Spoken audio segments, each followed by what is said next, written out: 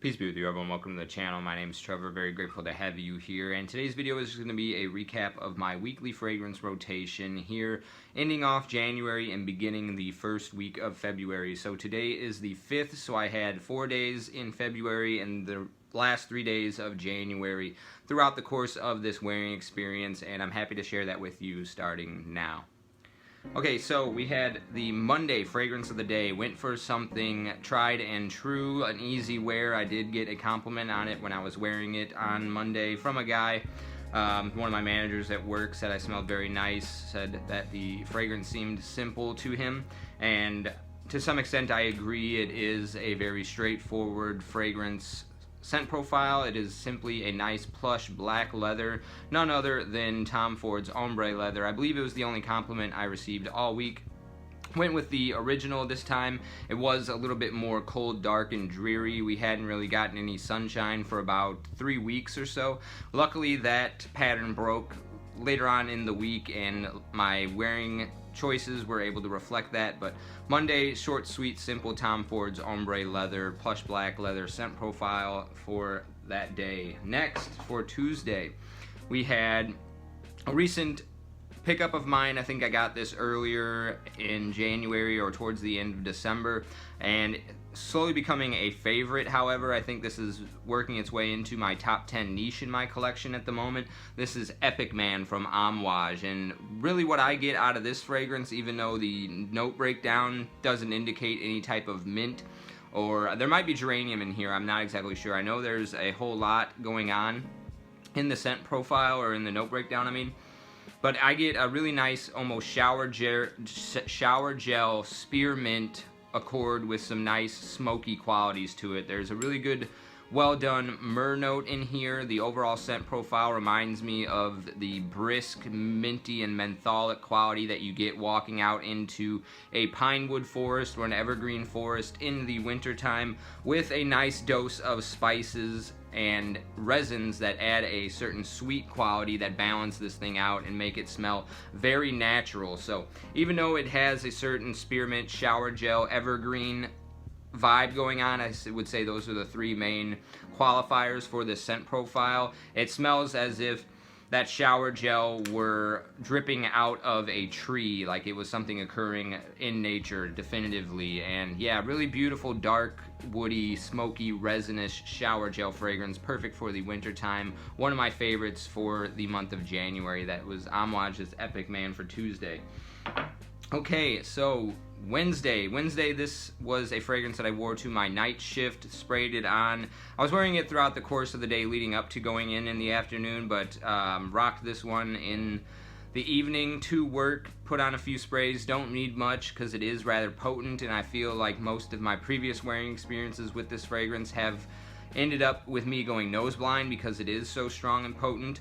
It is a Parfum concentration of Apex from Roja Parfums, and luckily my nose has been slowly been able to start to recognize and, you know, really appreciate this fragrance the more that I've worn it, going a little bit less and less nose blind as my nose and olfactory senses get used to this scent profile. Really good transition from top, mid to dry down though. It really opens up with this very juicy melange of fruits. I really get like orange and pineapple in the burst of the opening here, and then as it gets into the mid, it gets a lot more green, oak moss, and cypress, and then as it begins to dry down, everything kind of coalesces into a fruity, green, woody, creamy sensation. Very nice and sweet towards the dry down, but not sweet in like a bubblegum, sugary, vanillic sort of way, just in a way that is rounding out all of the more rugged, outdoorsy style elements from the cypress and woods that are going on in here, and the oak moss. Beautiful fragrance, probably a little bit overpriced. I'm interested to try out the regular Parfum cologne of this, and I just recently ordered a mere Vertex, I think a Paris Corner or Fragrance World clone of this or the Parfum cologne, so I'm interested to try that one out as well, give my feedback on it throughout the wearings of, I think March is really where I'm going to be trying out this DNA a little bit more, because it does have a little bit of this, I don't want to say it's fougere-esque, a little bit more like Chypre, I would say. It's got that really nice citrus, green, woody vibe going on.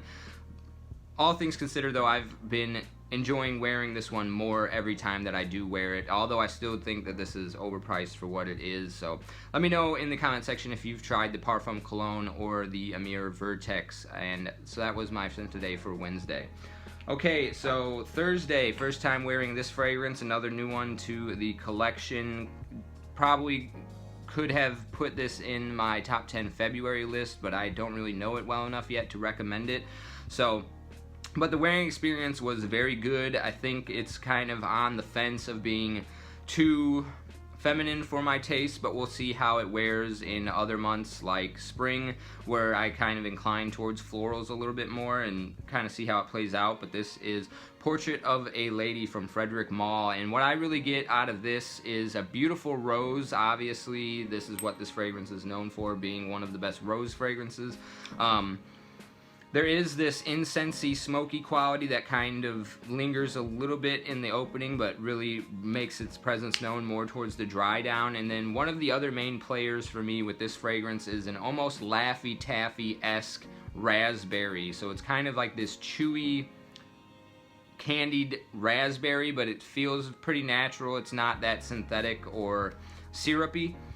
But yeah, this definitely comes off very fruity, very bubbly, very gummy, or chewy. I think chewy is just like the right texture that I would say is a good way to describe this one. It also has a very nice, beautiful, styled dewiness to the rose in here. It definitely opens up into kind of like a combination of jammy and rose water. Those two aspects of the rose I think are present in here, and I know that clove is one of the main notes that some people get out of this. I'm kind of looking for it. I was expecting this to be a little bit more hot, spicy, or maybe an added sweetness from the clove, but I'm not really picking up too much of it right now. Let me know in the comment section what your experience with this one is, if it's too feminine for you or if you enjoy wearing it. Really looking forward to getting some more wears with it. I did enjoy my experience with it on Thursday, but did not get any positive attention from it on the first wear out at work. So that was Frederic Malle's Portrait of a Lady for Thursday. Friday was a very exciting wearing experience. It was Friday's one of the days where I like to go out of my way to wear a niche fragrance. This one just came in the mail last week, and I'd been looking forward to trying it for some time. It is Signature Rosé from Zaharoff. So a lot of similar things to be said about this fragrance as Portrait of a Lady. They both lean a little bit feminine for my personal tastes, but like I said, with Portrait of a Lady, looking forward to wearing this one more in the springtime as well as in the autumn. There's certain aspects of the incensey qualities in this one as well that really call to me, or remind me of wanting to wear this in the environment that is present in October. So October and February are my two main months where I like to wear rose fragrances, and this one does. It's very well constructed, high quality ingredients. Everything about it is rather enjoyable to me. Other than that, it leans a little bit feminine for my personal taste, although I think it's personally unisex. But the more that I get some time spent with it, as I've worn it to bed quite a few times this week as well, got a little bit of a dent in there already. But one of the things that I would love to sing the praises for about this fragrance is that it does rose in a very multi-dimensional facet. So you get the rose water aspects, you get the green stemmy rose aspects, the cold rose aspects, the jammy sweet rose aspects. All that is going on in here, so you get a multifaceted array of the rose note. And I think the only thing that really runs this a little bit, I don't even want to say feminine, but it's how do I want to say, like playful. I think this is a pretty playful fragrance as well. It does have this almost bubblegum style sweetness, but it's not a designer style bubblegum sweetness. It's something rather unique and just evocative of the color pink. There is that sugar note in here, so that lends itself to being in that playful dimension, and then the overall kind of sweetness does give off like a pink bubblegum style sweet accord, but it's not, like I said, a designer's sweet bubblegum that is kind of off-putting in things like Invictus, but just very well done fragrance. I like the textural feel in here. It's both fresh and a little bit kind of powdery. A little bit reminiscent of the way that the rose presents itself in things like Intense Cafe and Veranda and like Mocha Wood. You get a little bit of that musky, sweet rose going on as well, but very, very good fragrance. Just something that I'm going to have to get some more time with. First time wearing it though, really enjoyed it, and I think this is a really versatile, easy to wear rose fragrance, and probably is in my top 5. I think it's still behind things like African Rose by Memo and Declaration d'un Soir Intense, as well as the original Declaration d'un Soir. But all 3 of those are either discontinued or very hard to get a hold of, so I think this is one of the best versatile rose fragrances that I've got in my collection right now. So that was Signature Rosé from Zaharoff. Really enjoyed wearing this one. Looking forward to get some more experience with it in the course of the different seasons. Okay, so Saturday had the day off with my wife.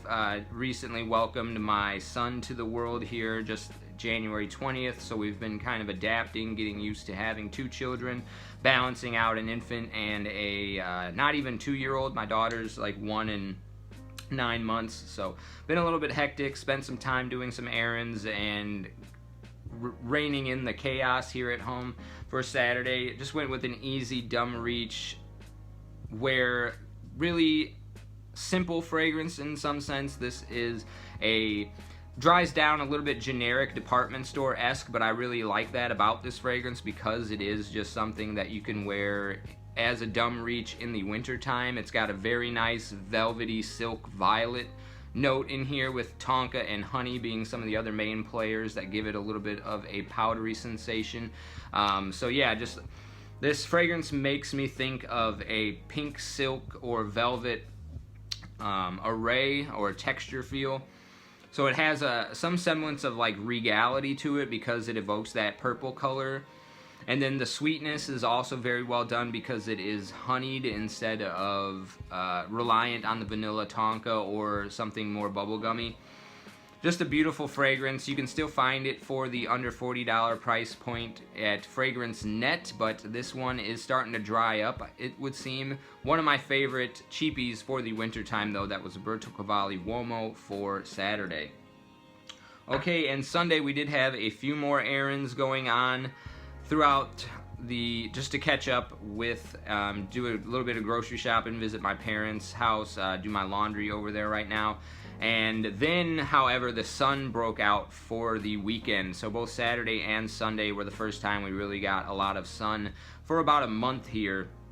So we did go out and walk the stroller and my daughter at the park. So that was an enjoyable family affair, and it was still very brisk out. However, I think it was the low 40-degree mark despite it being sunny, but we really wanted to get out. My daughter's just been rather rambunctious, so I wanted to kind of burn off some of her energy and then also just get my son used to being outdoors, and enhance his immune system, give him some vitamin D, as well as me and my wife. So we got out to the park and it was brisk but sunny and enjoyable, and the squirrels were running around, and it was good to reconnect with nature. It's just something that grounds me definitively. But Sunday, I was really wanting something indulgent and just really wanted to bask in a huge delectable scent cloud, and went with this one, Oud Satin Mood Extrait from Mason Francis Kirkjohn. So this is another one that I'm still getting to know, so I'm not recommending it in,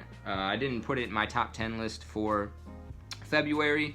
I also would like to try some clones of this before I recommend this one, because it's a scent profile that I think is probably pretty easy to replicate for an affordable price, and this one is really hard to find for anything less than $300. So a little bit on the fence about recommending it at the moment. However, this is awesome. Absolutely stunning juice.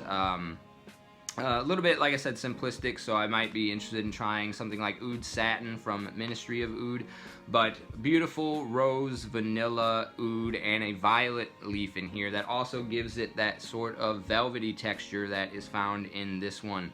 And that really, in conjunction with the darkness that the oud brings and that velvety texture that the violet has, makes this a nice masculine leaning wear of that scent profile that you would get from something like Intense Cafe or a Veranda or Mocha Wood. You get that musky, sweet, vanillic rose going on with that beautiful pillowy texture feel from the musks, but the oud and violet in here just make this nice and dark and well textured. So just really did enjoy wearing this quite a bit for the walk. I was getting wafts in that big huge pillowy cloud of scent that I was looking to wear and enjoy an opulent and decadent experience with my fragrance. So oversprayed with this one just to kind of enjoy it as much as I did, and it was probably up there in my top 2 or 3 wearing experiences for the week. So that was Oud Satin Mood Extrait from MFK for Sunday. Shout out to Tazo the reviewer. He was the one that convinced me to pick this one up.